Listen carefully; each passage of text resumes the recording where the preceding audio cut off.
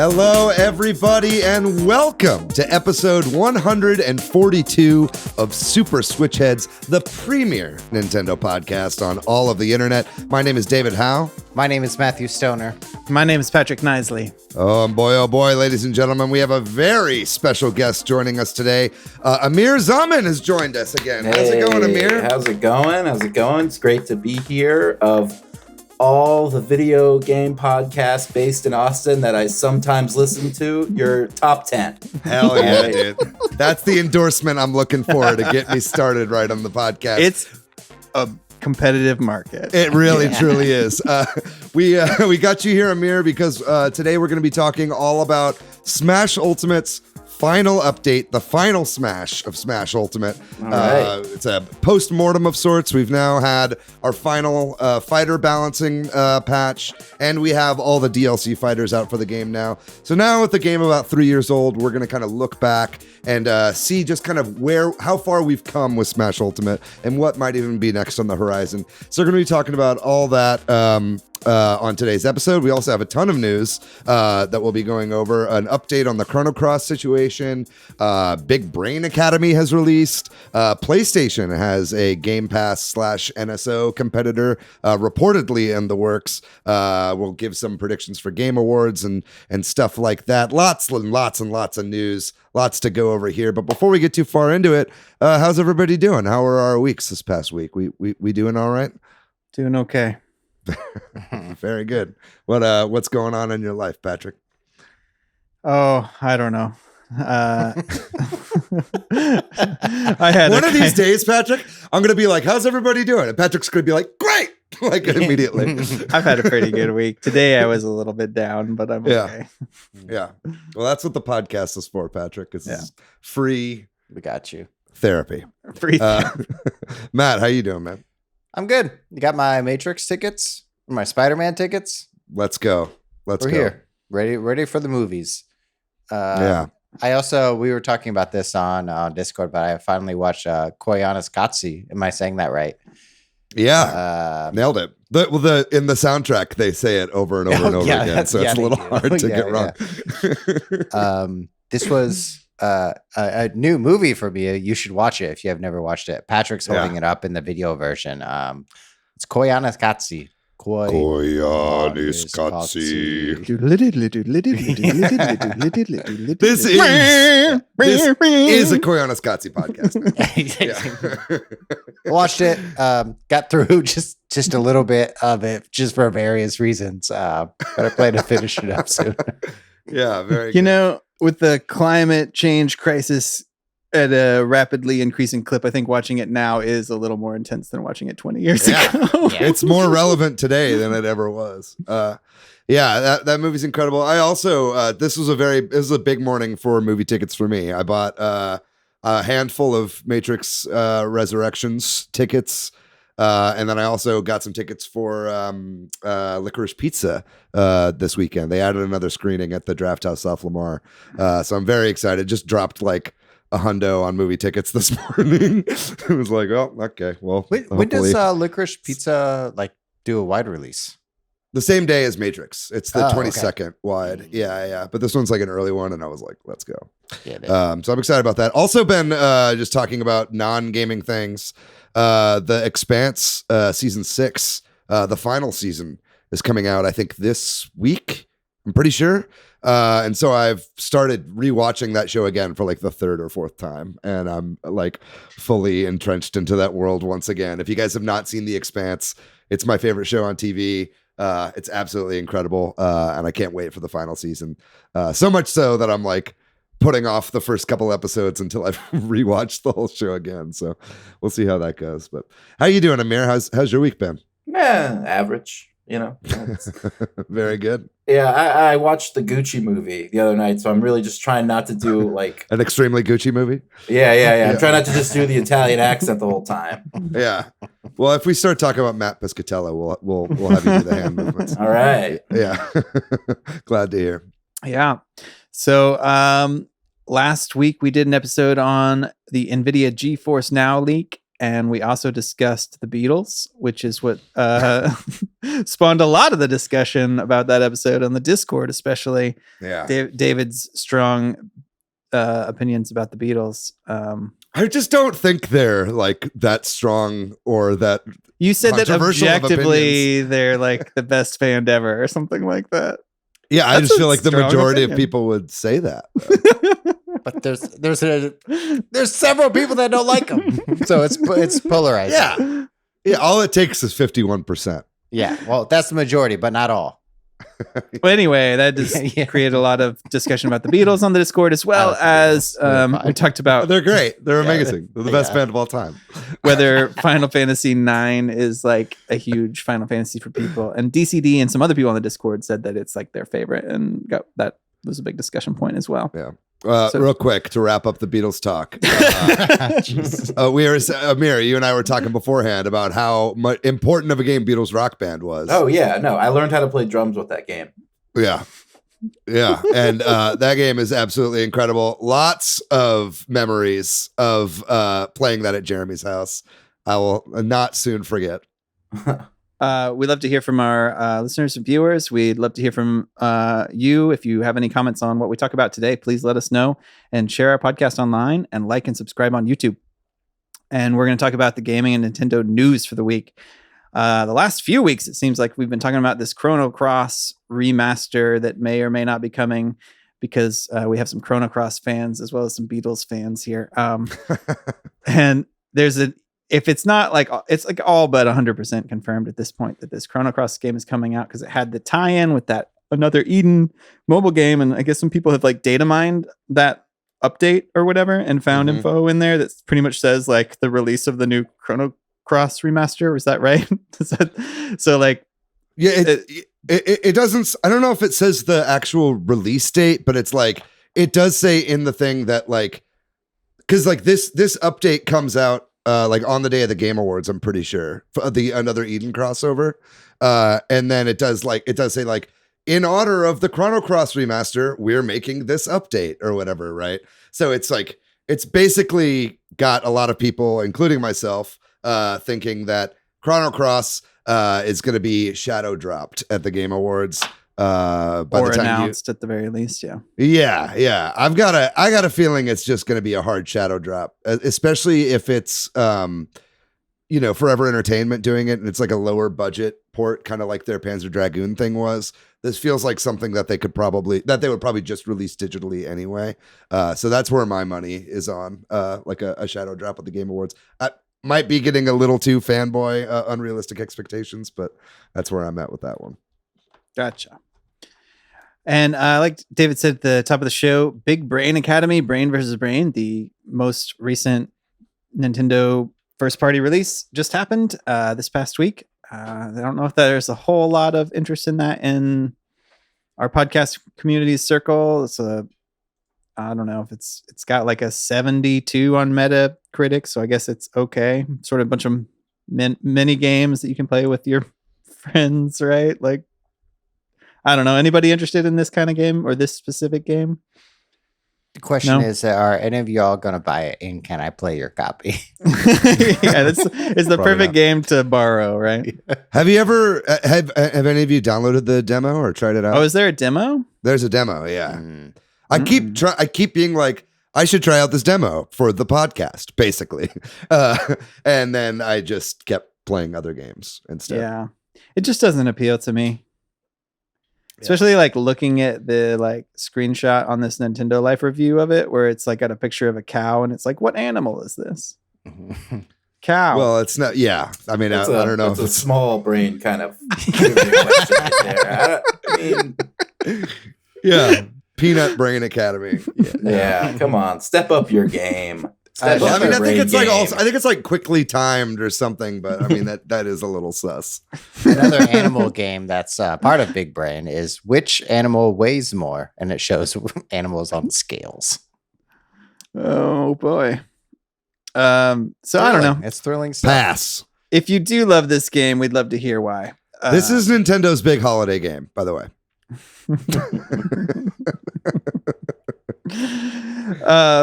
Some delay news Fall Guys, which was announced as coming to the Switch what feels like forever ago. I think this is the second time this game has been delayed for the Switch. Maybe. Yeah. They're doing a big season 6 release. I don't know if anybody still plays that game, to be honest, but for PC and PlayStation. And in that like blog update, they were like, and we'll give more news on Fall Guys coming to Switch in 2022. So there's no hard date anywhere on the horizon, really. Yeah, maybe you would think that would give it a big boost going to Switch and Xbox, but we'll see. Yeah, I think may have had its moment. It definitely seems like a delay they did not want to have happen, because it's like, yeah, you're right. Like this would have been great to launch with a new season to get a bunch of players back into the player base, but here we are. Also, the Grand Theft Auto trilogy physical release was delayed as well. Maybe so they can make these fixes.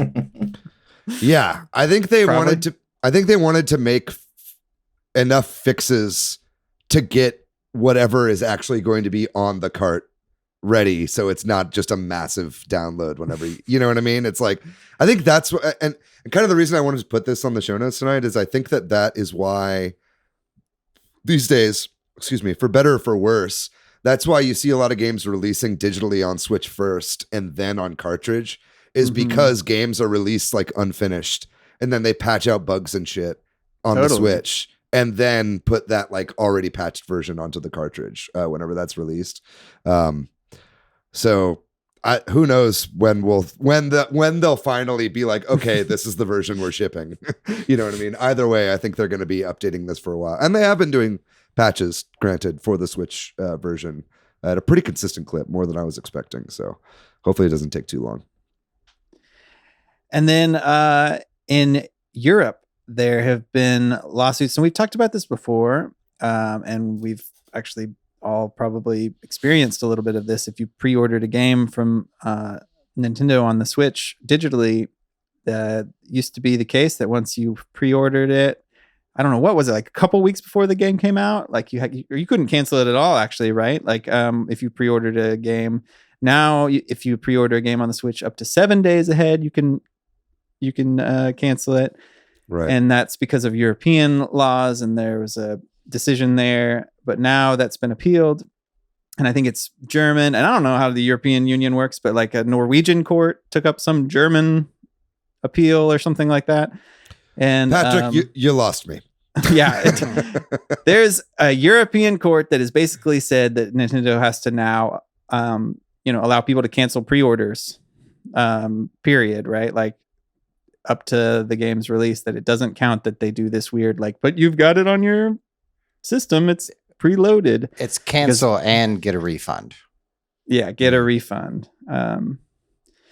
So we'll see if they just roll that out around the whole world, because we got the benefit here of that sort of 7-day thing, because I'm sure it's just easier for them to have one system rather lump than it all together. Yeah. And we'll also see, because my understanding from reading some of these articles about this was that nothing has changed yet.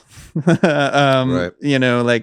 So we'll see how Nintendo deals with it. If they seems like they're going to accept the ruling from something I was reading, but we'll see. They're going to have to get their R&D department on a way to delete the ping from your home menu of whatever game you've pre-ordered within a 7-day window, right?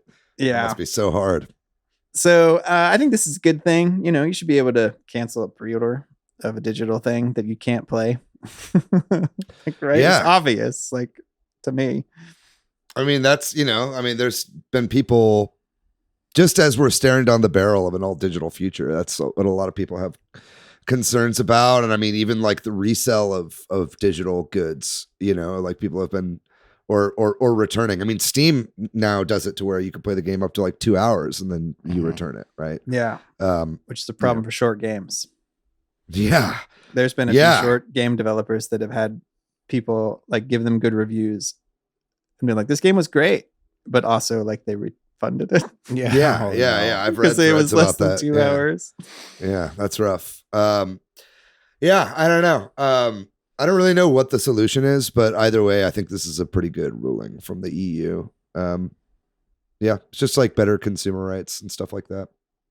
Yeah, be interesting to see what happens on our Switches here. Amir, do you pre-order games anymore?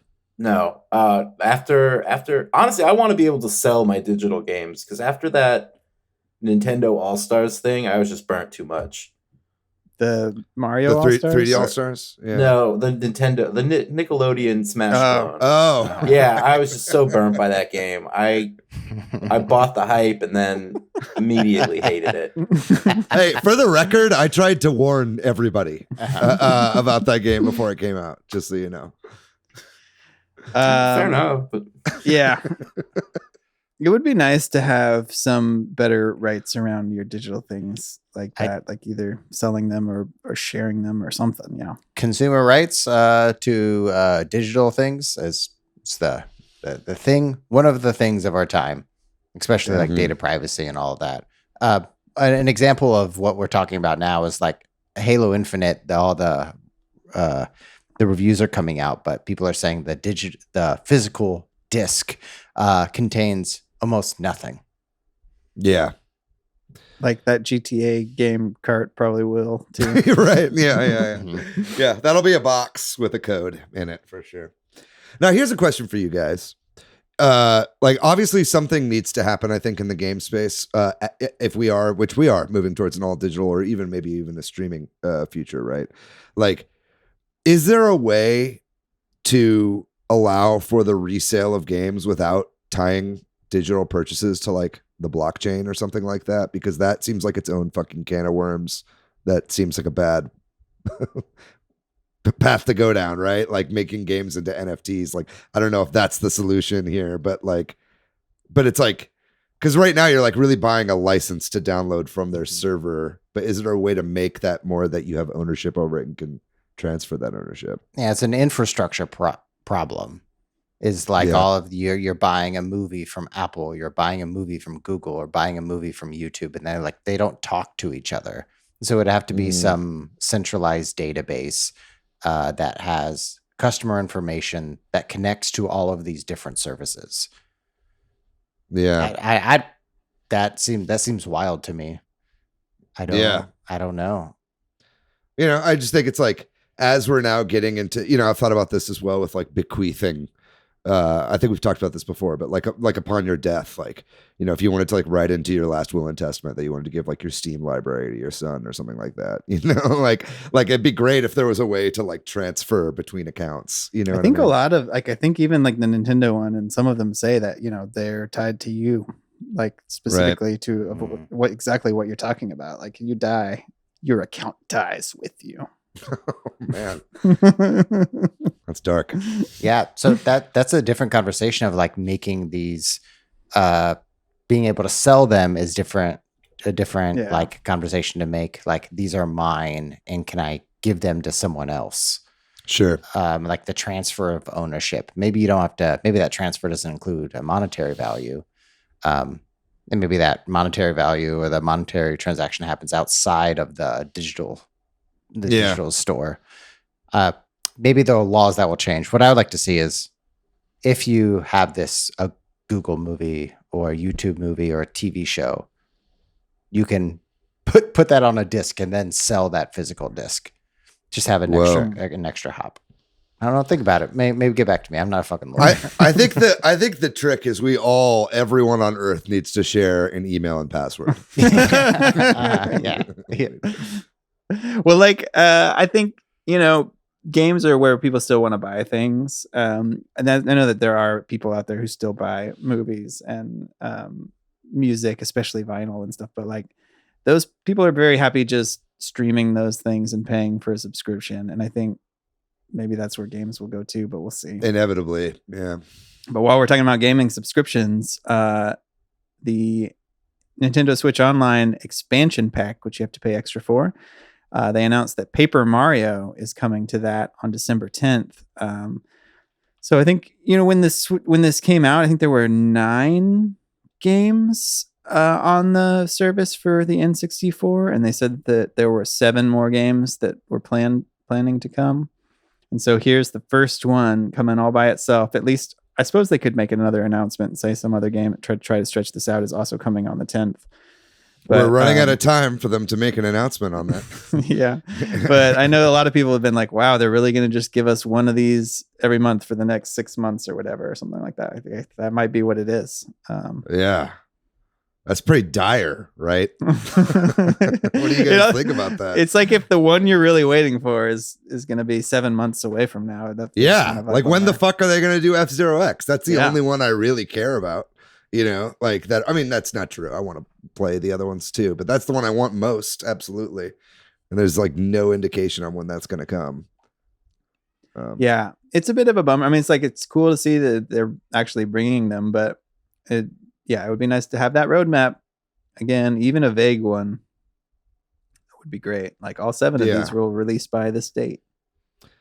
I hate to say this, but my initial thought, well, first of all, I'm excited to play Paper Mario, and I'm going to play that when it comes out. Paper Mario is a great game. I've only played it a little bit, so I'm excited to actually like play it through. Right. So that's good. I am subscribed to the service. You know, I only pay like $10 a month for it or whatever. Right. But my initial thought when I read this was, okay, those games that they put in that list saying these are also coming. If this is like a 1 game every 2 month thing, that's all we're getting for N64. You know what I mean? And it's like, and also my other thought is like, they've got the SNES and NES games are still on there, and there are still games that could go to both services. And now there's Genesis, and they haven't said anything about any of those.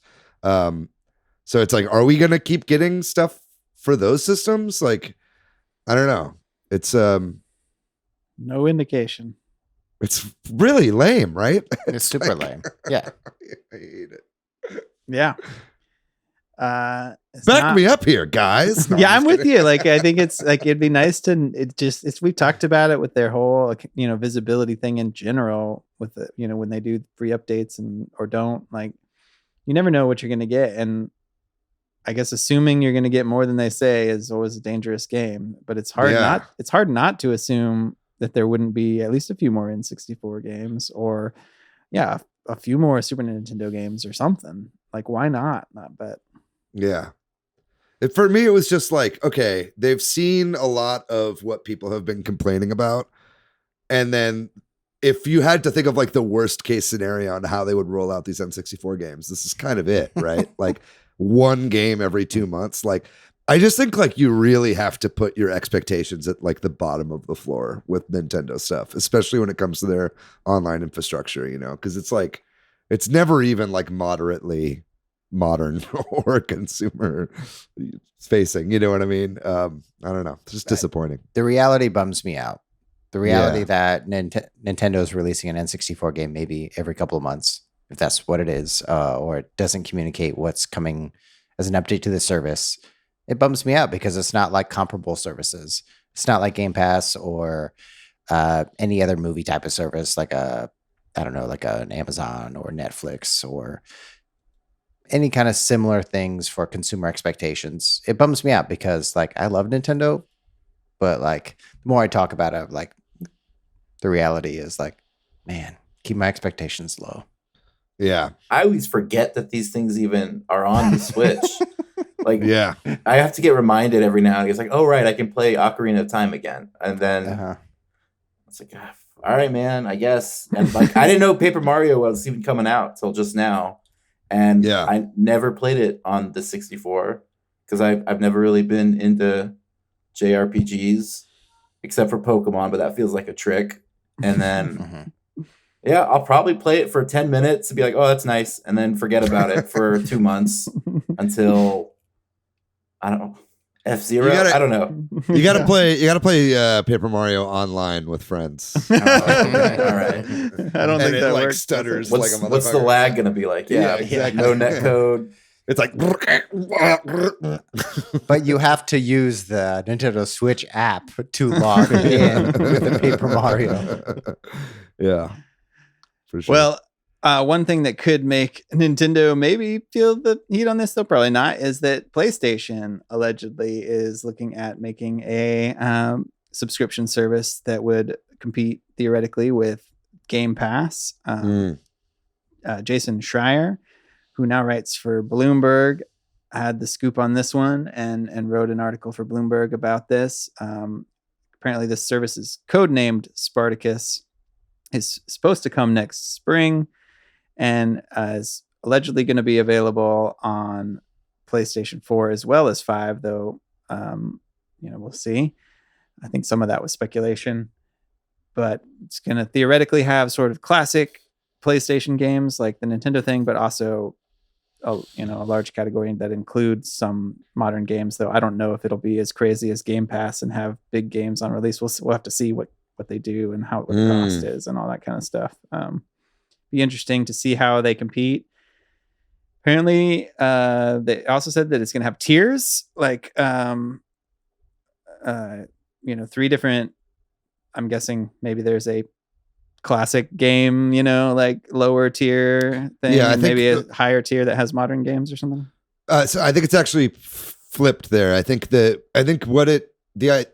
what I understand from the article, that it would be 3 tiers, and it's all folding into the PlayStation Plus moniker, right? So PlayStation Plus, PlayStation Plus Plus, and PlayStation Plus Plus Plus, I guess. But anyway, so PlayStation Plus would be your standard PlayStation Plus, where you get access to online play, cloud saves, and and the free games every month, right? That come with that normally, right? The second tier would then be like a Game Pass alternative, where there is a collection of PlayStation 4 and PlayStation 5 games included in that, that kind of come and go a la Game Pass, or basically just is their current PlayStation Now setup, right? Like the whole idea of this is combining PlayStation Plus and PlayStation Now, right? And a lot of people, you want to talk, Amir, you're talking about forgetting NSO exists. I think everybody constantly forgets that PlayStation Now exists, right? Because they do a lot of streaming for that. But then, so then on top of that, a third tier would then be given access to PlayStation 1, 2, and 3 games on top of it.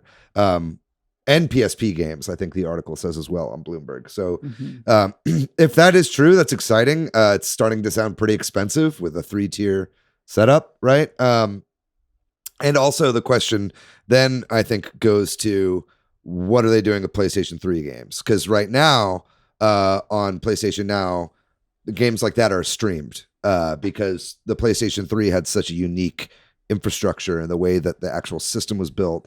It makes porting to modern consoles like very, very difficult. So if it is that where it's going to be streaming a lot of these classic games, I think that's pretty unfortunate. But if it is a actual, like, they're going in and they're following Microsoft and they're building in game by game backwards compatibility, I think that's a really enticing offer. What do you guys think about this? If in the darkest timeline, Chrono Cross Remaster comes to a Project Spartacus cloud version.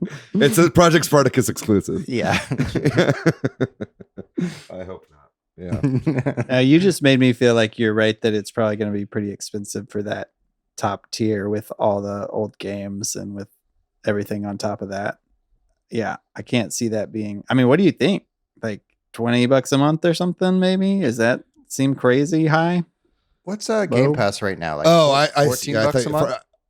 Yeah, it's 15. For some reason, the reason I just balked is because I thought you said $20 a year. I was like, what? Yeah.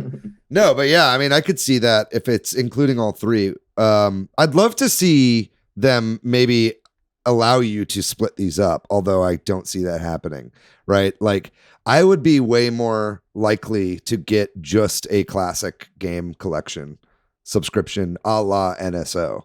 I actually think NSO is like a pretty good value. And I think the older I get, the more I like to go back and play these retro games, especially ones that I missed back then, and like play them now with a modern kind of lens. So I would be interested in getting just that. But if it comes at the price of a $60 PlayStation Plus subscription already, plus maybe another $60 for the equivalent of PlayStation Now, and then plus whatever the top tier is, that's a pretty hard pill to swallow, I think. So I'm very interested to see what they do with this. But either way, I think whatever they can do to kind of like bolster the library on the PS5 right now is a very good thing to do.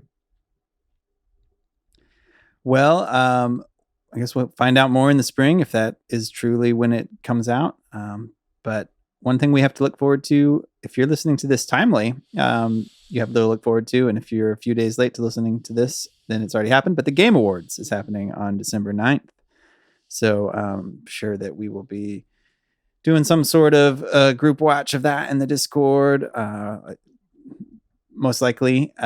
So come join in on that. And then what time is it? I think I have to miss that. I think I might show that night. Yeah. Oh, that's right. Yeah, you do. Maybe they'll start early. At any rate, there's been some leaks, right? We don't have to talk about the specifics of them, but there's been some leaks of some of the potential announcements coming out, and even some just strong hints on Twitter, like the Sonic account being like, "We're really looking forward to that show, Jeff Keighley." Yeah. So I think there's probably going to be a Sonic announcement. It definitely seemed. I think Jeff also hinted at that. Yeah, in like a nibble thread or something. So, yeah, I think there was also been a little bit of discussion about Activision Blizzard's involvement at the Game Awards and trying to get Jeff Keighley to make a strong stance there. I think at first he said something about like, well, we're not gonna. I don't know. Maybe he kind of didn't do much and then took a slightly stronger stance the next day, saying that he can confirm that they won't be part of the Game Awards. I think maybe at first said, well, they wouldn't be. They're like, we've decided not to take a stance on this for the Game Awards. That's what he said, and then took a little bit stronger of a stance after that, which is a good thing. Basically, yeah, he got pressured into. His second statement was like, I can tell you that there will be no Activision presence other than their nominations, which I think is just for Warzone or something anyway, right? We'll still recognize that they made stuff, but we're gonna pretend they don't exist outside of that. Yeah, but they will win the award. Don't worry, but we won't talk about Activision. There are like Activision high ups like on the board of the Game Awards. You know? So it's like, like. I don't know. It's definitely, the whole thing is really messy right now, man. And honestly, there's like a really big, I feel like there's kind of like a coming to Jesus moment for a lot of, I think this Activision thing has really caused a lot of people to look at some of their favorite companies and see a lot of issues with them, I don't want to get too much into it, but there was someone was just fired from PlayStation for some really fucked up shit that like a vigilante group caught them on. I was just reading like a long blog post about one of the higher ups at Nintendo and a female employee that, her account of what had happened with this particular individual at Nintendo. And so it's like, I feel like the Time's Up Me Too movement might finally be coming for gaming. At least you hope so. But I mean, it's also, we're in like a world now where it's like, people are like, well, so are you going to like say anything about Activision at these things? But then also like Riot is still at the Game Awards and Ubisoft is still at the Game Awards and nobody's saying anything about that. So you just hope that the ball can keep rolling on this stuff rather than just being like a yearly, what company are we mad at this year? Yeah. sort of situation. Just right? currently outraged at. Yeah. Yeah. So we'll see. It's a messy business. Yeah, it's always kind of trickled into gaming, but like it's never really had that staying power to really do anything. Yeah. But like there's even like a popular streamer who a year ago was basically kicked off of everything, and now he's suddenly back, and it's like, oh, okay. Yeah. That's it. All right. But he apologized really hard. Yeah, the hardest you could. Well, the Game Awards are happening December 9th at 7 p.m. Central. David, I looked it up for you there. Okay. Well, I got a couple hours before I have to go in for the show then. Before we move past the Game Awards, Jeff Keighley also said that Summer Game Fest will be returning in 2022. Oh, thank God. Which we all were on the edge of our seats wondering because it's such a clear cut thing that exists that we desperately need in this day and age. But that will be happening. So yeah. And in additional non-news news, we got some system updates for the Switch and for the NSO app that are basically just stability. I don't think there was really anything even under the hood from data mining of these updates. Maybe you already updated and moved on like me, like where you're like, what could be in this update? Whenever I see it, then I go and I look and I'm like, oh, bummer, just stability. Nothing important. So they already did the stability update with the OLED's new kickstand. How many stability updates can we do? Yeah, I ruined your joke. Sorry. Hey man, it was hilarious, and the real OGs laughed at it. And then we're moving into a couple of Smash news items to bring us into our main topic. So Panda, who is partnering with Nintendo to do Smash tournaments, have announced a Kickstarter for their own controller, their own sort of, I don't know what you want to call it, like Pro GameCube controller. I don't know, because it's kind of got a more modern, traditional gamepad feel, but with the GameCube button layout, right? Actually looks kind of nice. I don't really like GameCube controllers personally, but at least this one has a little bit more of a traditional shape and feel to it. It looks like a Wavebird, like on crack, you know? Yeah, right? Yeah. Yeah. I want to see a Wavebird do crack. Yeah. Hold on, let me go get my crack pipe and we'll see what happens. Just turn the Wavebird into a crack pipe. Yeah. Where do you light it? I don't know how to smoke crack, by the way. That was entirely made up pantomime. For our audio listeners, don't even go to the YouTube page. It's just like a bong. I don't know how to do that.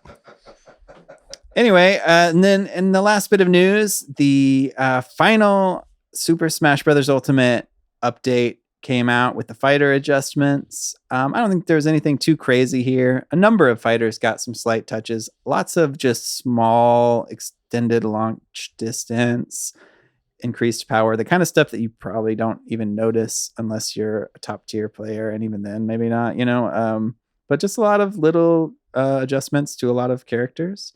Patrick, you got your plant buffed.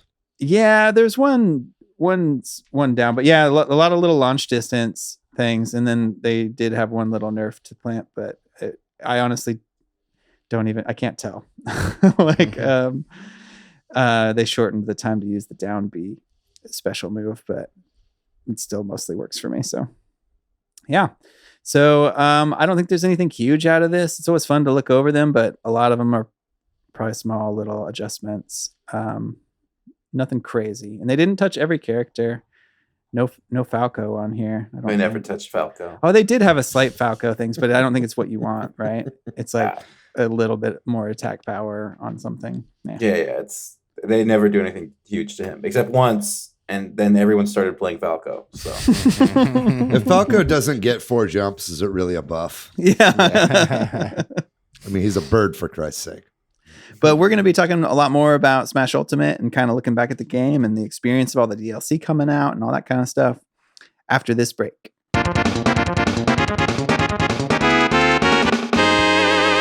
All right, we are back, and this week we are going to be doing a sort of a retrospective on Super Smash Bros. Ultimate. The game was released approximately 3 years ago on December 7th, 2018, and man, does that feel like it's 3 years ago? I don't know. A lot's happened since then. Yeah, seems about right. To me, yeah. Honestly, it feels like this game's been out for a very long time. Oh yeah, I was gonna say it feels longer than that in some ways. But so right around that time is when we started doing this show. Not too long thereafter, we have an early episode on Smash Ultimate, which you can go back and listen to. So we'll try not to recover too much ground, which was sort of the base game. We're using this episode to kind of talk about the legacy of this game and sort of the rollout of the DLC and updates and that kind of stuff. I'm sure we'll talk a little bit about World of Light and the spirits and that kind of stuff a little bit too.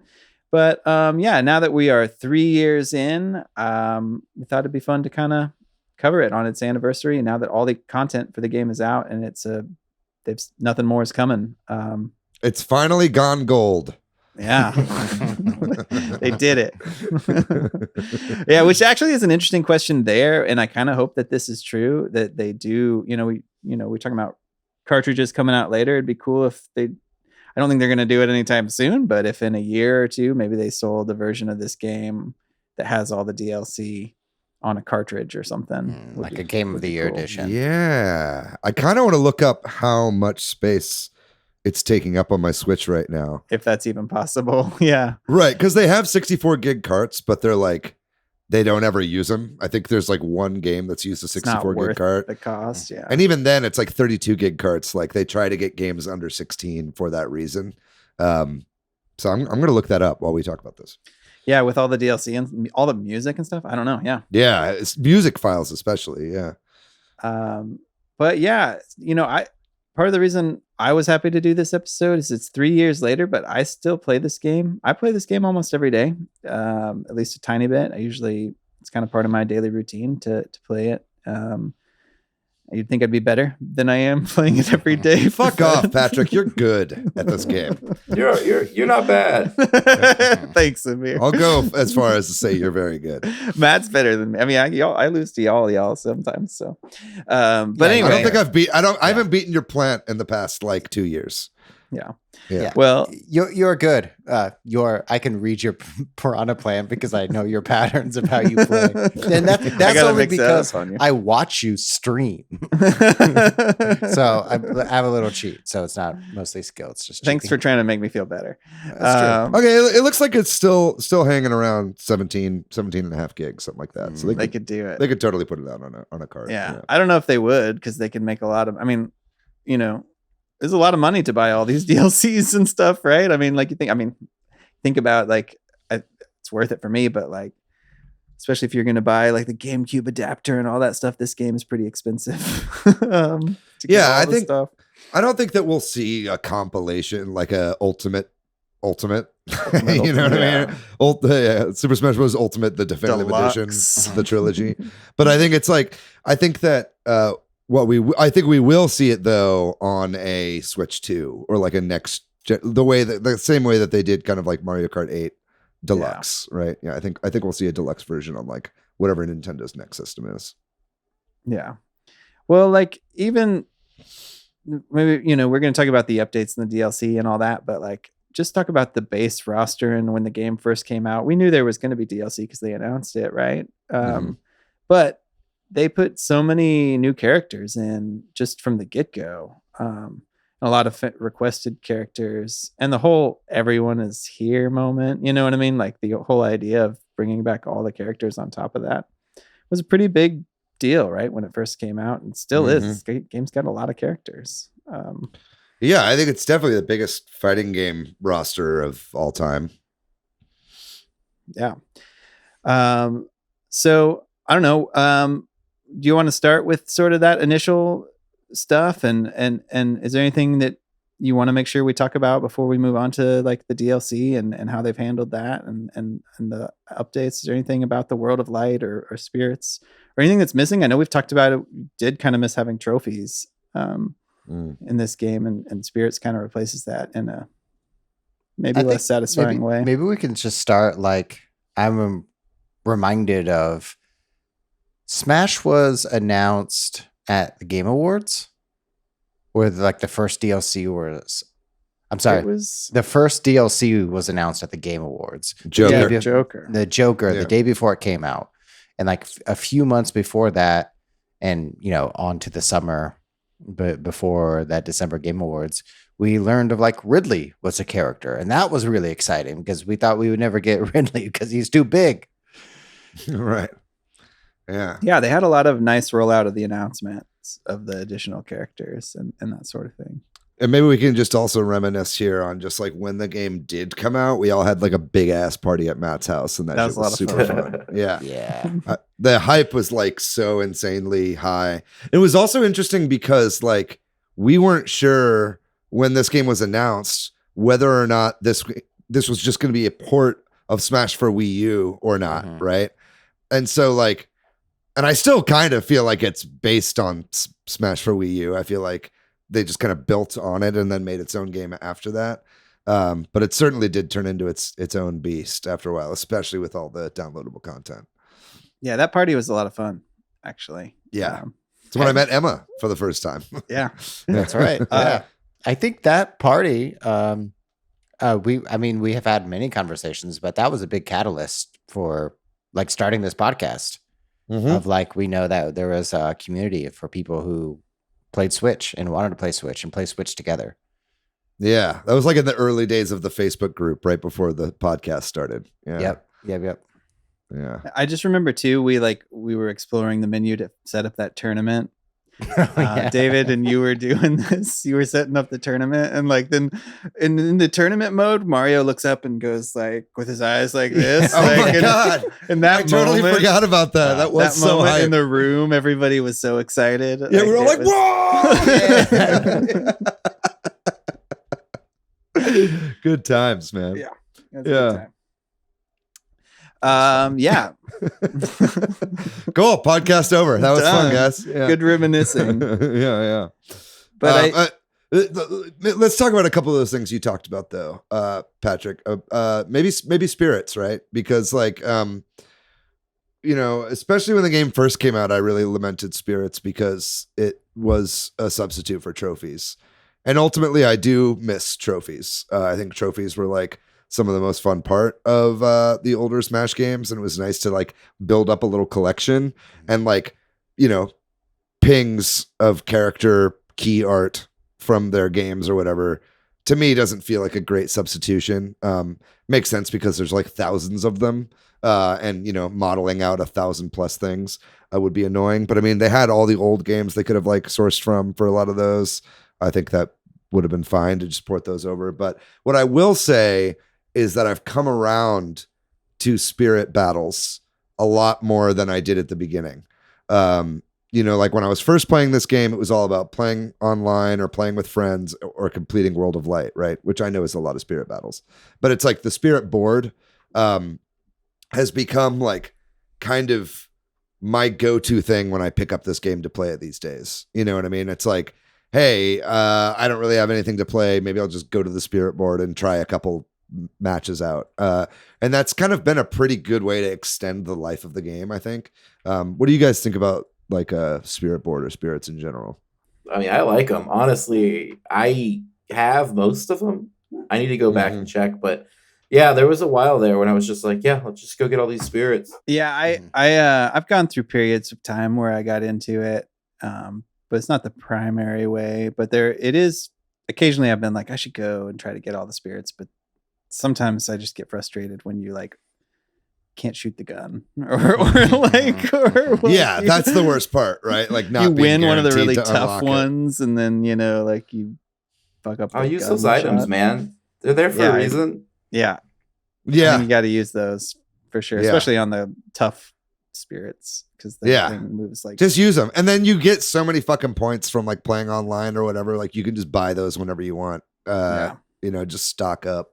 But I think for me, my favorite thing to do whenever a new fighter has come out is go to the DLC spirit board, because they theme all the spirits around whatever game they're from. And that's been like a really fun kind of way to just like learn the DLC character that you're getting for the first time and kind of learn it in the context of the lore of that game. Right. I think that's been kind of my favorite way to do spirit battles. Yeah.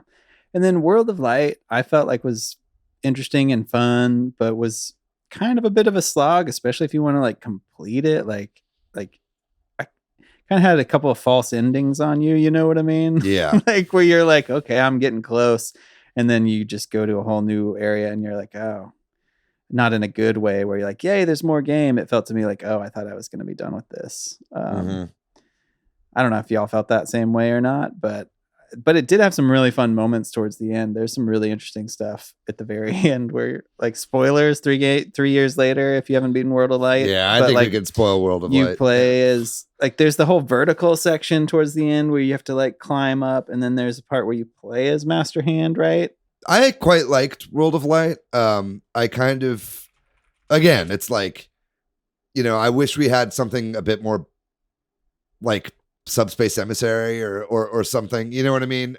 But in lieu of building out a whole single player game, like I thought it worked pretty well for what it was. And it was just like a cool way to show off because like the cool thing about battles is like they really are all unique, you know what I mean? And it's like And especially if you've played the game that the spirits are from, like it's always like man, you guys really thought about this thing. You know what I mean? And so that is cool. I did like that.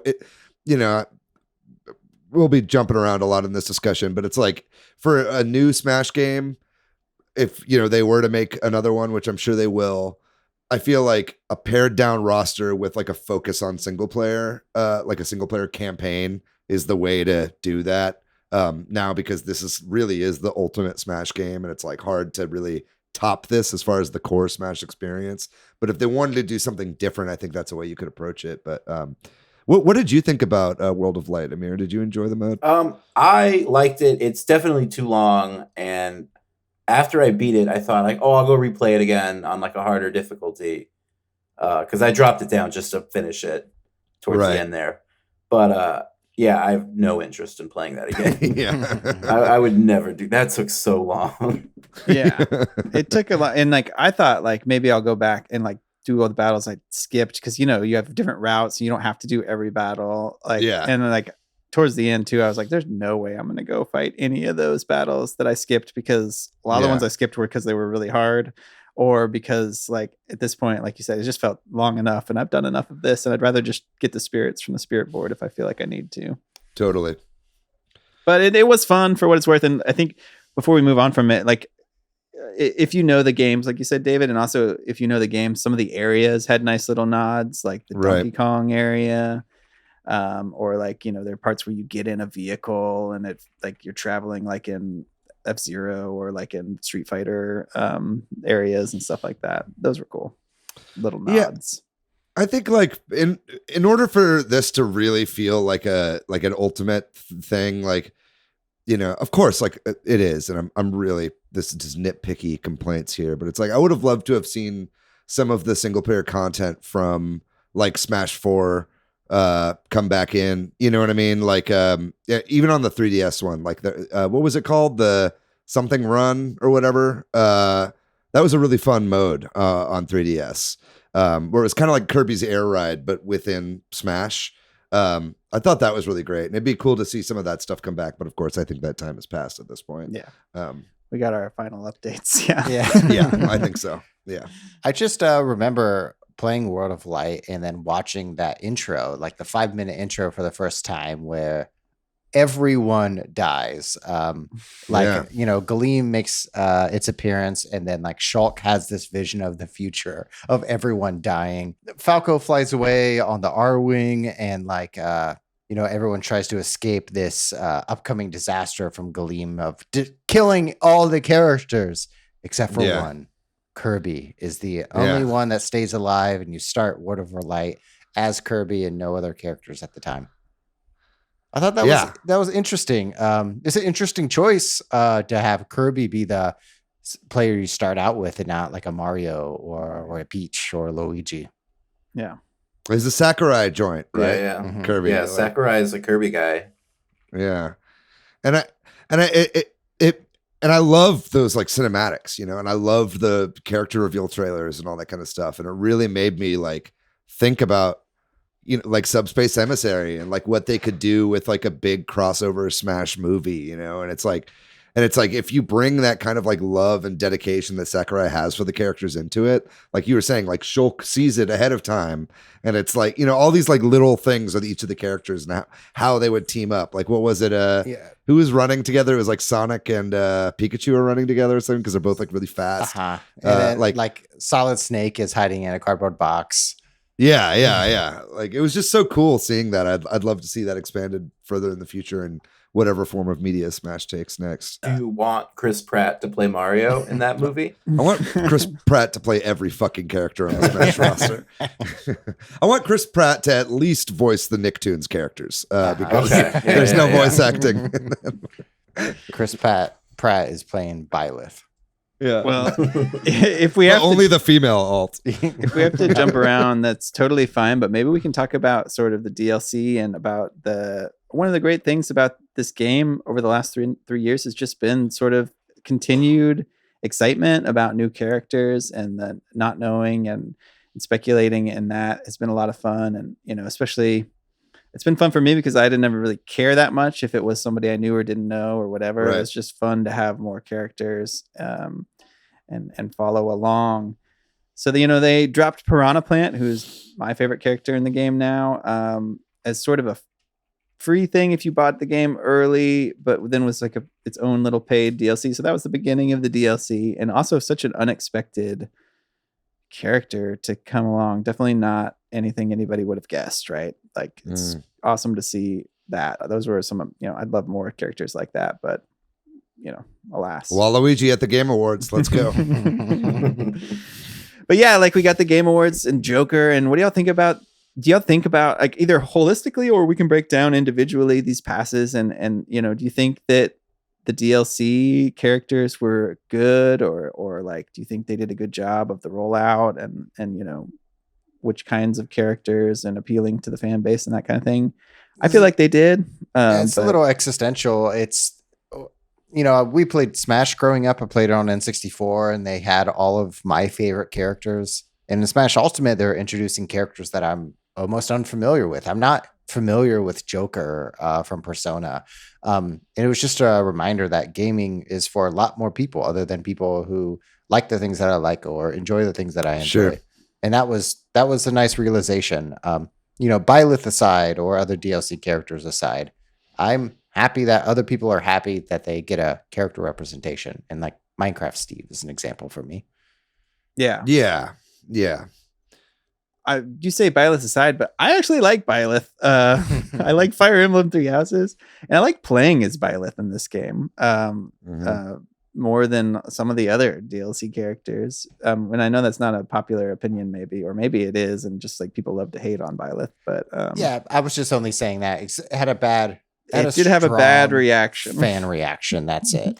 With pretty good I mean, it's like.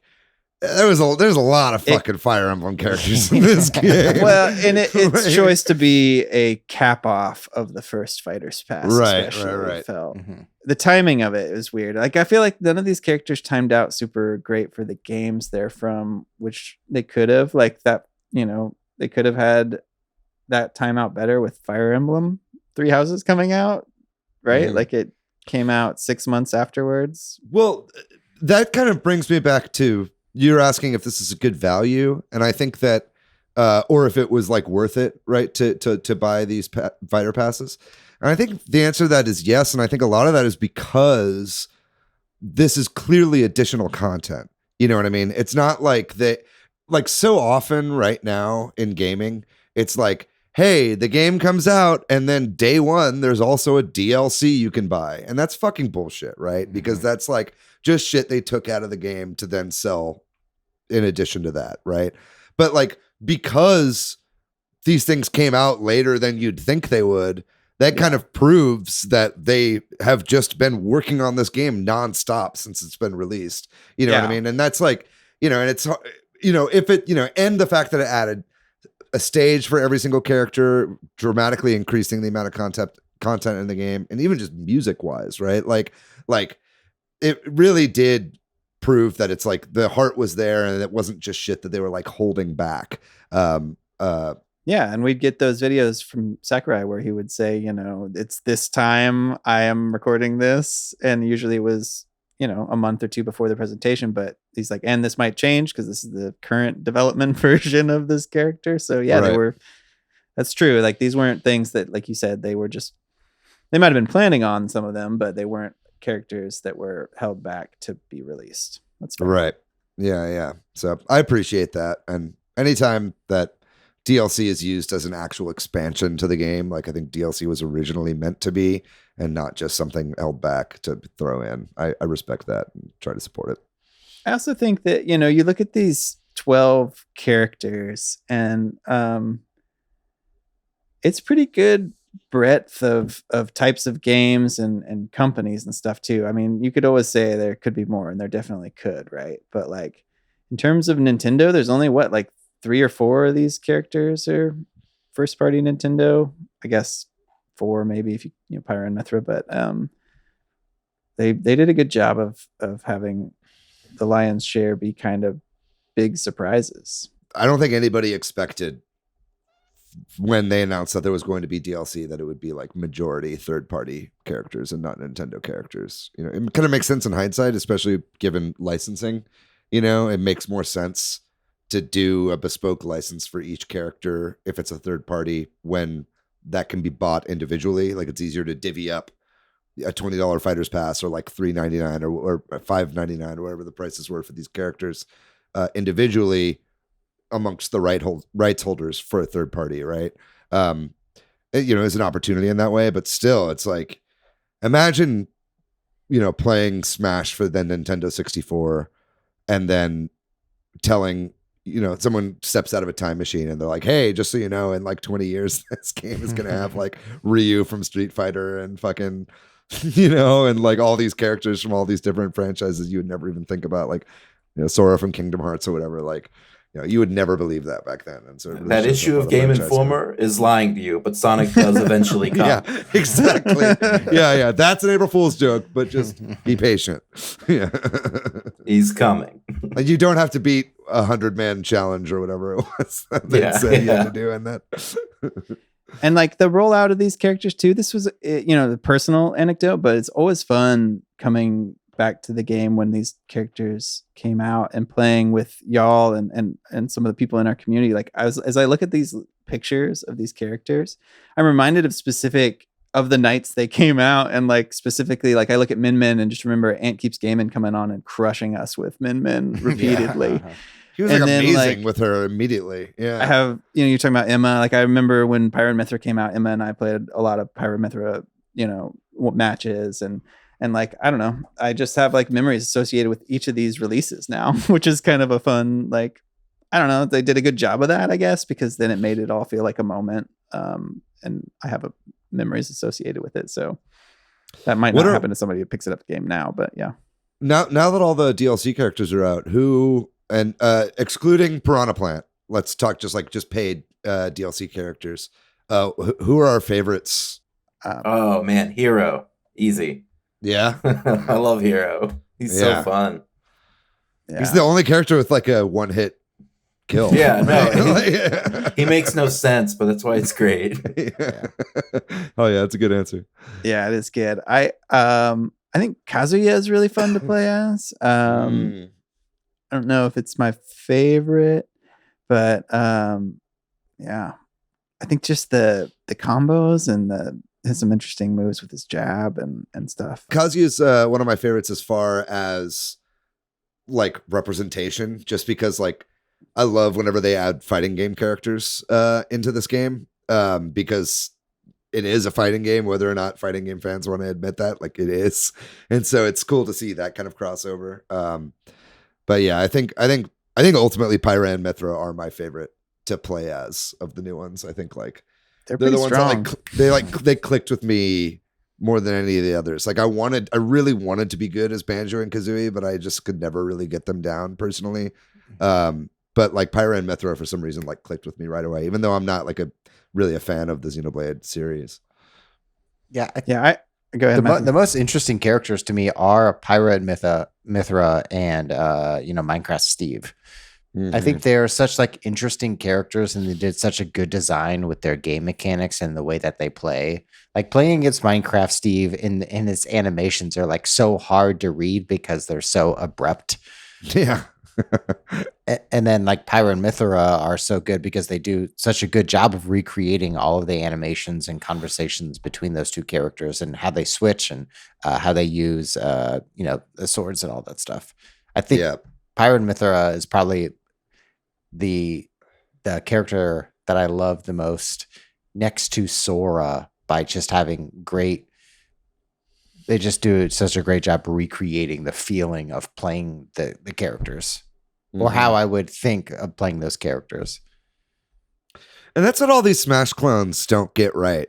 Like, it's like they really made all the characters, even when it makes no fucking sense how they'd be able to do, like Minecraft Steve, for instance. It's like, how do you take a game that's about crafting and turn that into a fighting game character? And they somehow did it. And it like feels like you're playing Minecraft when you play as Steve, and I don't know. I think that's like such a huge achievement. I've never played any other fighting game that has ever gone that far with like guest characters to really make them feel like they're not just from that particular game, but from their own game franchise. That's insane. They were able to pull that off. Yeah, I think that's true. I think, just the mechanic. It's just that's what's great about all these DLC characters is that each one, to some extent, has really interesting mechanics, like that feel like they're from the game. Like, they just did a really great job. Yeah. Yeah, I also still really like playing as Byleth, but I already said that. So, to answer I your like initial Byleth question. too. Yeah, Byleth is a fun character. Yeah. And especially when we play like, more than 1v1s, Byleth's a great character to just to kill people with because you can do the down B. Nobody can expect it. That big ass axe, dude. Yeah. Yeah. Yeah. Well, I don't know. So like, I think that's what the bulk of our conversation I wanted to talk about was the DLC and stuff. They added other little things throughout the game. I don't know if you all want to talk about any of that. It was nice to have a little bit drip here and there when they would add like the small battlefield stage or something like that. I do kind of wish they had maybe gotten all the stages from previous Smash games in. So this could have felt like the ultimate Smash, but it still feels that way. Mm-hmm. I think the other aspect of, I know that in previous Smash games, DLC characters might feel overpowered. And that's probably still somewhat true here. Like that a lot of the best characters in this game in terms of just tier lists and stuff probably are DLC characters, but it does feel like they did a good job of balancing this game, right? Like I think did want to mention that, that it, at least on our level and below or whatever, like you can get good at any character and hold your own in this game for sure. Yeah.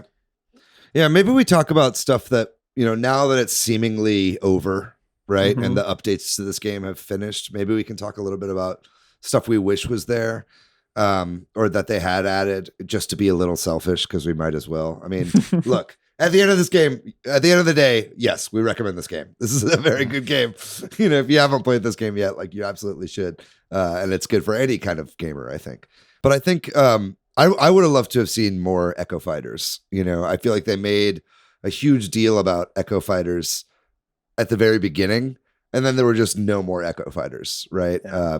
Like after that initial launch. And so I think like it would have been cool for them every once in a while to pepper in just to beef up the roster even more. Maybe you get like 2 with every fighter pass or whatever, right? And it wouldn't, it basically just palette swaps for characters that already exist. Like I know Daisy, for instance, like I don't think there's any difference between Peach and Daisy. Or maybe there's a little. I think all those characters, it's really just fast and strong, right? Like, is the general, like Richter and Simon. I don't even know on that one, but like Ken and Ryu, it's like Ryu's a little bit stronger and Ken's a little faster. Right. But that's it, right? Like there's like slight differences, like a Falco or Fox, Wolf. Like there are just Wolf is the drastic difference, has a huge difference, and then there's some slight differences between Falco and Fox. I mean, those feel a lot more than like an Echo, right? Like, I mean, those you could very clearly say are like their own characters. But yeah, Daisy feels more like an Echo. Yeah, or like Dark Samus or something like that, right? Like, yeah. But I'd love to have seen more of those. What else was I going to say for something that could have been added? Do you guys have anything else that you kind of wish had been added in these updates? I mean, the biggest thing is better netcode. Yeah, that's what my thing was. Yeah. I love playing it, but I still can't tell whether it's me that's the problem or the lag or the netcode. Mm-hmm. Yeah, it's the netcode. Yeah, it's the netcode. Yeah, I mean, no, Matt, you've always sucked. And I know we love to say we love to blame people's internet, but I think that's definitely not the major problem, right? It's like, yeah, you just don't want to ever have to do that. You want to say no Johns, right? But like sometimes it's some Johns, Yeah. And it's like, and that sucks. Yeah. I don't know, especially now it's like whenever a Smash like is announced, they're always like, and it has rollback. You know what I mean? And it's like, if only like the the premier Smash like, like could incorporate that into it, I think that, that would have made such a huge world of difference, for sure. It would have increased my enjoyment of the game quite a bit. Yeah, I mean, I would have liked more of the melee tech stuff, but I don't think we're ever getting that back. So I'll just take what I can get. Yeah, well, we got air dodging back anyway. We got that. Yeah. While we're complaining about the online, like I think arenas are a great like option, but I do wish that there was more, options within arenas for having 2v2 matches. Yes. and huge omission. And that kind of thing, or not even 2v2s, but just having multiple people locally mixed with online and things like that. And it's just kind of that whole online infrastructure problem. It's not just bad netcode. It's kind of bad implementation from the perspective of people who mostly want to play online, which I think is a lot of people, And that's the stuff where it's like, okay, we're doing these like constant updates, right? And we're getting like fighter balance updates, which is like arguably the most important thing, right? Especially for the competitive scene, right? To like nerfs and buffs for characters, right? But it's like the stuff when it's like, hey, little netcode things aren't being fixed. They aren't fixing arenas. They aren't fixing anything behind the scenes other than just adding stuff to it. Like at that point, you're like, are you just not doing, is this like a point of pride? Like, do you not want to like admit that it was ever wrong in the first place? And that's why this stuff never got fixed? Because it seems like that's the stuff that gets patched out in other games, right? Or gets fixed over time as an online game and the community evolves, right? And the fact that that stuff never got fixed, it just screams to me like Nintendo doesn't want to admit that they were wrong in the first place. Yeah. And it wasn't designed that way. It wasn't designed Right. to have two people in the same room play online against other two people in the same room. Yeah. by choice. Yeah, right. Yeah. Because you can do a 2v2 like local match, but it's randos. And I do a lot of that actually. But do you think they were just trying to get people to buy their own Switches and their own copy of the game and sit in the same room with each other with their own? That's like a online? good theory as to why some of every game has such emphasis on local play, and I can count on one hand how many times I've done it, like local Yeah. play, like you know what I mean. I think I can count on one finger. So they really, I think you're right, and I think it's that also kind of jumping back to that news item where we were talking about digital ownership of games too. Like I think it's like, hey, Nintendo, I've bought more than one Switch, but do I need to buy second games? Like I'm having frustrations where I'm getting kicked out of a game because my wife is playing one, you know what I mean? Like at the same time. And it's like, man, I'm giving y'all lots of money here. Like they do really want us to buy everything 3 times. Yeah. I often think it's just like, it's not that they want us to buy things 3 times. That's what we do anyways. It's just that all this design choice happens at the front and they don't want to make the shift. Once it becomes obvious or whatever. And it's just like not wanting to do it because they're not doing it. They're obviously not doing it. Yeah.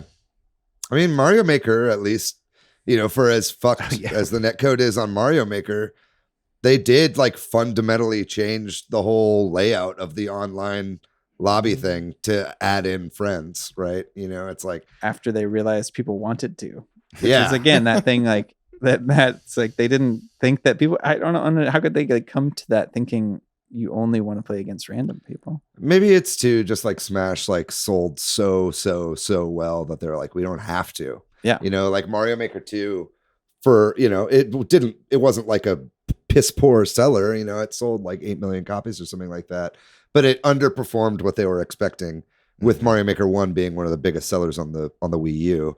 I think that Nintendo was disappointed, so maybe it's like, oh shit, we need to put a fire under this right now, or else people aren't going to buy it. But they didn't realize that's not why people weren't buying it in the first place. But it's just a theory, I guess. Well, we've been a little bit negative here, so maybe bring back some positivity. This game is great to close us out, which is that big fan. The core gameplay of Smash Ultimate is some of the most fun that I've had playing games, and that's why I keep coming back to it. And I find it so addicting, and I love playing online despite the shitty online. I love playing random people and friends. I love just like that sense of what random of these 80 characters is going to match up with me next. And like, I haven't played a Minecraft Steve in a long time. I don't even remember what they do, like it's just fun that, so I love this game. Thanks for talking about it. Do y'all want to do any sort of final speculation about, Smash? You kind of nailed it. I think if there is another Smash, it should be just this one ported. And when it's time for a new one, small roster, single player focus, tight Nintendo-y feel, maybe get rid of third parties even. Focus on the netcode. Yeah. Focus on the netcode. Yeah. Whatever the next Smash is, it's just like not going to be the same. This feels very much like an end. Right. So, I don't, we'll see what happens, but yeah. It was fun. I agree. I think it should be fundamentally different. I think whatever Smash they make next, like, can and should coexist with this game. You know what I mean? I think this game feels to me like all they would have to do is like fix the netcode, and then this game could live for eternity, right? So if they did do a deluxe and they added that to it, now like we said earlier, a deluxe version of this all packed into a single cart might be difficult with rights. You know what I mean? Because DLC was sold on a game by game basis, or a download by download basis. But I think it'd be cool to have kind of like a soft reboot, of the series going forward with kind of putting your emphasis in different areas rather than just making it the most robust, like biggest thing you could possibly make it. Yeah, I don't know. I just can't. Crazy Hand Legends, kind of like that new Pokemon game coming out. Yeah. It takes Open place world way Smash. in the past. Yeah. Open world Smash. How the fuck would that work? My God. Do it, bitches. They did it again. All right. Yeah, you have to climb towers to unlock characters. Hell yeah. 120 shrines. Yeah, let's go. Where do they go? What do they do? That's I don't. It's an arena fighter. Maybe they go 3D. They go 3D. Maybe before we fully wrap up, Sakurai,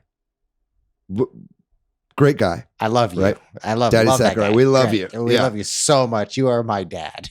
What is he? He is my father. What does he do next? Do you guys want to see him continue to work on the Smash franchise? He's kind of like waffled and gone back and forth on whether or not he would want to keep working on Smash. He always says that this is going to be his last Smash game. He said that 3 times now, right? So it's like, do we want to see him make something else? Do we think he should just retire? Do you want to see him do another Smash? What do you guys think? He deserves rest. Whether he actually sleeps or just plays video games on his 2 televisions in his living room with 2 couches with 2 Pro controllers. Let's get a new Kid Icarus game. Why not? Yes, that's your next what project, Sakurai. Something chill. Yeah. I agree.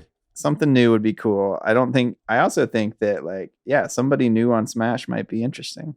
Like I know that's like heresy or something, but if it does have to go a completely new direction, if this is an end to this style or whatever, then I think Activision should develop the next Smash Brothers game. All right, we should end this conversation. Right, man, that's a blizzard of a problem. Oh no! Oh, we've started the puns. Boy. All right. So we'll take a break, and when we come back, we'll talk about the games we've been playing recently. I'm in a really good gaming zone, just playing Animal Crossing New Horizons for something chill, playing a little bit of Smash, a little bit of Halo Infinite for something to get the blood going, and playing Shin Megami Tensei 5 to have like a single player, goal oriented game. And then I play some games with my son from time to time. We play a lot of Pikmin, and I play Pikmin Bloom a lot. And he wanted to restart playing Donkey Kong Country Tropical Freeze, so I'm playing that for like the 5th time through, which is Fuck great. yeah. Great game. Yeah, and like we breezed through like the first 3 or 4 worlds, and he's like, maybe I don't need to play as Funky Kong. And I'm like, you're gonna need to soon. And we've been like dying a lot in World 5, but he's playing as Dixie Kong, so it's been fun. I think Dixie Kong is best Kong. Yeah, I mean she's still like the best, but like in terms of the abilities, anyway, so I've been playing those games. He's growing. Played some He's getting better. He is getting better. I played some Halo Infinite. You should give him Spelunky next. Go straight. And talking about Minecraft, like, so we were playing some Animal Crossing with my niece, who like I had my son friend on the Switch so they could do that more spontaneously. I was looking at my niece's like profile on the Switch, which I'd never done before, and she's got like 700 hours in Minecraft, and I was like, damn. Does Magnus play Minecraft? Well, he's playing more now. He does every once in a while, but when I pointed that out, he's like, I'm gonna play some Minecraft too. Yeah. Like I gotta compete it seems like with his that kind of game. Yeah, so we've been actually playing some more Minecraft, mostly him, me just like doing other things while he plays, but anyway, that's me. I'll go next. Smash and Halo.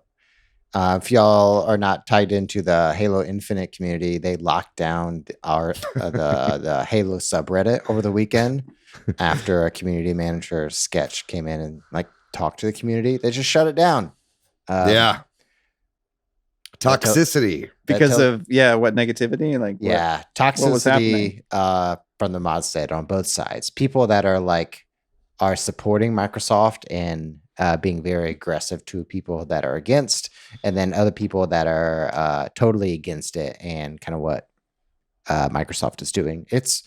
Halo is like such an interesting community because it's the cross between people who have played it for a really long time and then new gamers that are used to monetization in games like Apex. Battle passes and whatever. Yeah, they're just used to like paying $10 for a skin. Mm-hmm. I don't know. I think it's a great game. I'm having so much fun. I tried not to get too sucked up into it. There's some things that I want, like a goddamn Slayer playlist. That's all I want. If they give me a dedicated Slayer playlist, I will be happy. But right now, I'm 90% happy. Just a little bit or a little better.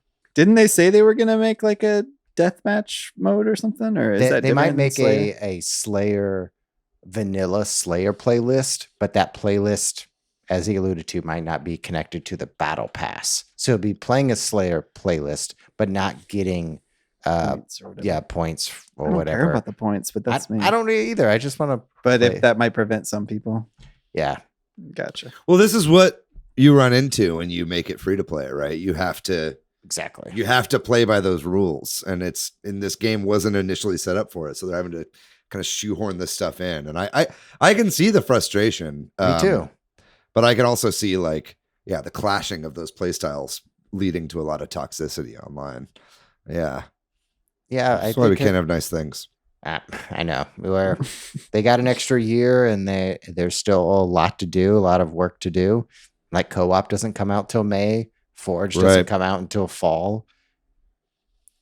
I'm glad we got a game and I can play with my friends. Yeah. I'm happy. It's like Smash DLC. I'm happy that there's I'm happy things to look forward to.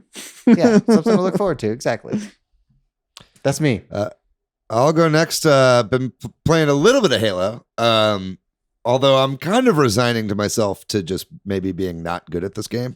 But I know Patrick, you and I played a little bit on your stream and just had really bad matches. Yeah. And then I played some by myself and it was also bad. I think I won my first or few matches that I played and I got really cocksure.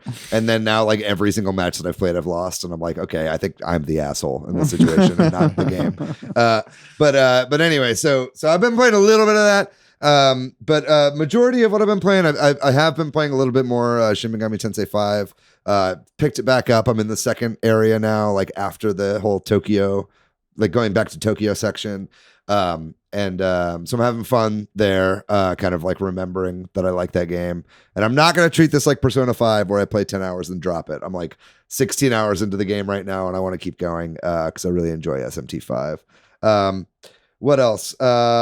Still working my way through Picross S, Genesis and Master System Edition. Played a little bit more Mega Man Zero ZX Collection. That's basically it on the Switch. The majority of stuff that I've been playing has actually been on Game Pass. I beat that game XO1 that I was talking about last week, which is a really awesome game. I really recommend you look up that game. It's like a great Game Pass game. You know, like I don't know that I would recommend like dropping $18 on XO1 because it is such a short experience and it's very much its own little thing. But it's like the perfect kind of game to be included in Game Pass where you're like, I want to try this out. I want to see some pretty graphics. I want to have some unique gameplay, and you can finish it in like 1 to 2 sittings. You know what I mean? And it's got replay value, and I feel like achievements would add a little bit to the replay value as well. Like I feel like you could finish that game and still not 100% get the controls totally down. And so like replaying it, knowing everything that you know by the end of it and how to use momentum and all that kind of shit, like you'd get a lot more out of a second playthrough. And it's just a very zen sort of game in general as well. So I recommend it for that reason. So I finished that and I had a really great time. And then I started a couple new indies from Game Pass.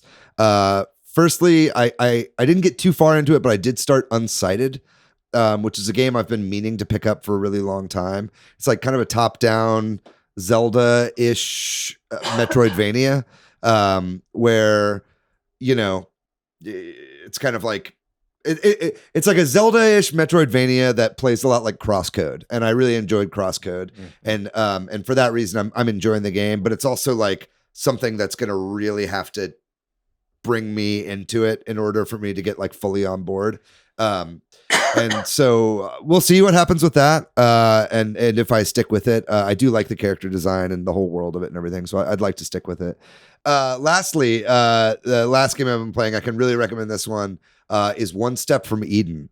I love this game. I've only played it like not too much. I've done like maybe it's a roguelike, first of all. And it's on Game Pass. It's also on Switch. And it plays so good. It's a roguelike. I've done about maybe 8 or so runs so far, and I haven't gotten that far in it. But from what I've played so far, I'm really enjoying. It's basically a cross between Mega Man Battle Network, like the way the battles worked in the Mega Man Battle Network games, with like you kind of have like a grid against your opponent's grid, and then it's like those kinds of battles within the structure of Slay the Spire.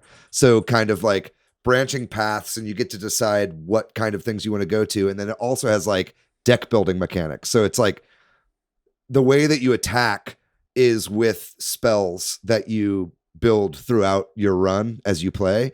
And so it creates this like blend of strategy and trying to like build ahead and build your deck while having just like super reflexive controls, right? And I think the one thing that a lot of people didn't like about Slay the Spire is that it was like at the end of the day a card game.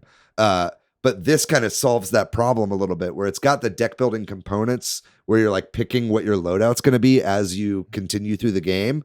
But then also the people who are like Twitch fucking reflex gamers that love like dodging shit and having kind of bullet hell elements get to have that included in the kind of Battle Network style battles. So it's a really cool game. And it's one that I've even like considered like, okay, I know I want to put a lot of time into this game. I'm playing it on Game Pass right now.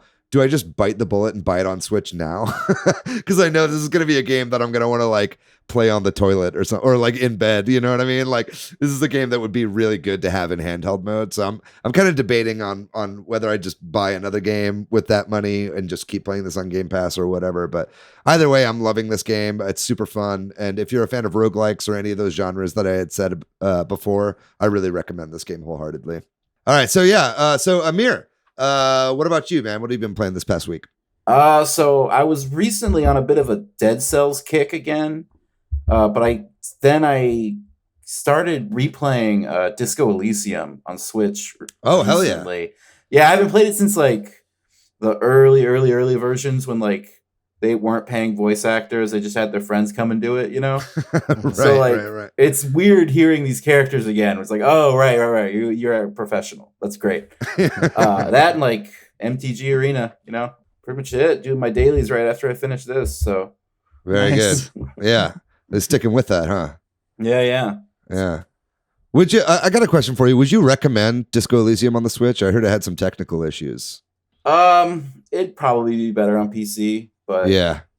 But like if you don't have access to that, like, yeah, it's like, it's, can you like kind of look past the technical issues and still enjoy it? Yeah, it's not too bad. It's just using the right stick as a mouse is kind of like weird, but you get used to it, and then You can use touchscreen inputs and can stuff you? too, right? I think so. God. That's what I heard. Yeah. changes everything. Oh, I'm so smart. I don't know what I'm talking about. Yeah. That's good. That's been a game I've been like really looking forward to playing for a while, but I've been kind of like waiting for the right time or like when I don't have anything else to play, I guess, to really jump into it. It takes a minute to really get into it, but it's worth it. Hell yeah. I'd like to check that out. I feel like it's gonna be one of those games you start and be like, I like this, and then you drop it. But me personally. Yeah, you. Yeah. That's yeah, I think right. you got me pegged, but Yeah. All right. That does it for the episode. Thank you so much, Amir. Thanks for coming on and joining us. We really appreciate it. Yeah. Thanks to MilkyWay.co, who does our website. Thanks to Corduroy, who does the music. If you're looking for me online, I am PDYX. Hey, I'm on Twitter, Matthew, MATHYOU.